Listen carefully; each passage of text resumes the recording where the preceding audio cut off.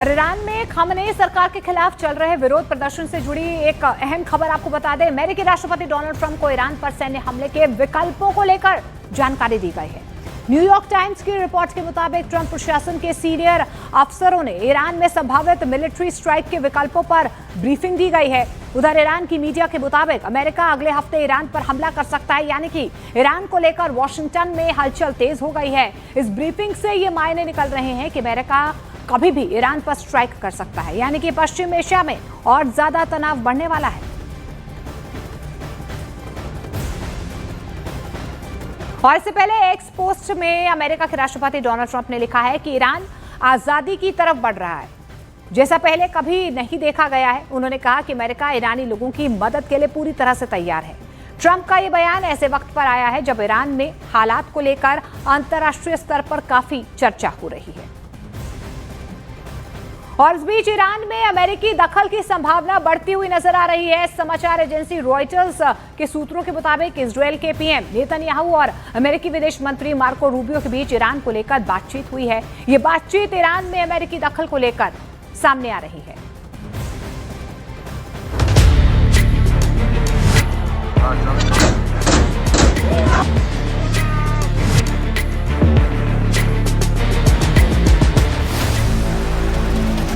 Iran के लिए Trump की फाइनल वार्निंग।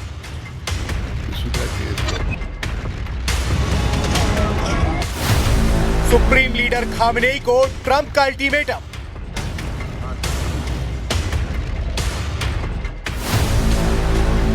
डोनाल्ड ट्रंप ने कहा, अगर ईरान ने लोगों को मारा तो हम करारा जवाब देंगे।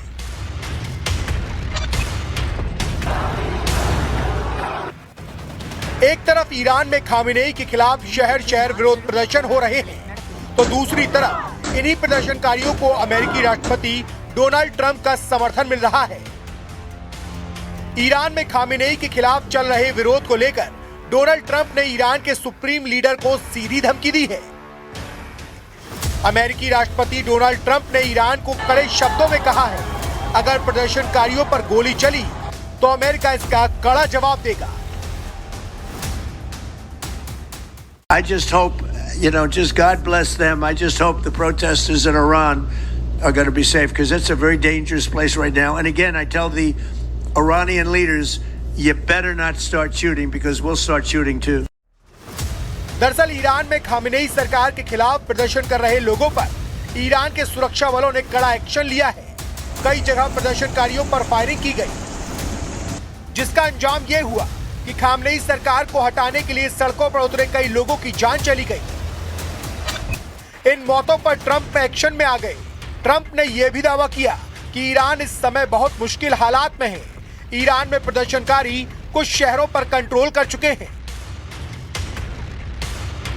So Iran's in big trouble. It looks to me that the people are taking over certain cities that nobody thought were really possible just a few weeks ago. We're watching the situation very carefully. I've made the statement very strongly that if they start killing people like they have in the past, we will get involved. We'll be hitting them very hard where it hurts. Trump की धमकी पर Iran के supreme leader Ayatollah Ali Khamenei ने सीधा पलटवार किया है। उन्होंने डोनाल्ड ट्रंप पर ईरानियों के खून से हाथ रंगे होने का आरोप लगाया और कहा कि ट्रंप को अपने देश के हालात पर ध्यान देना चाहिए। तेहरान में दिए गए भाषण में खामनेई ने प्रदर्शनकारियों पर अपनी ही सड़कों और इमारतों को नुकसान पहुंचाने का आरोप लगाया। उन्होंने कहा कि ये सब अमेरिका के राष्ट्रपति को खुश करने के लिए किया जा रहा है। शब در تهران در بعضی جایی دیگه یه مش تخریبگر آمدن ساختمان متعلق به کشور خودشون رو خراب کردن. مثلا فرض کنید فلان ساختمان دیواری رو خراب کردن برای که دل رئیس جمهور آمریکا خوش، چون او گفته که حرف بی ربطی که اگر چنانچه دولت ایران چنین کنه من میام به طرف شما رو میگیرم. این طرف این اغتشاشگرها و افراد مضر برای کشور اینا هم دلشون اون خوشه و اگه میتونه کشور خودشو اداره کنه. ईरान की सड़कों पर हालात तनावपूर्ण बने हुए हैं।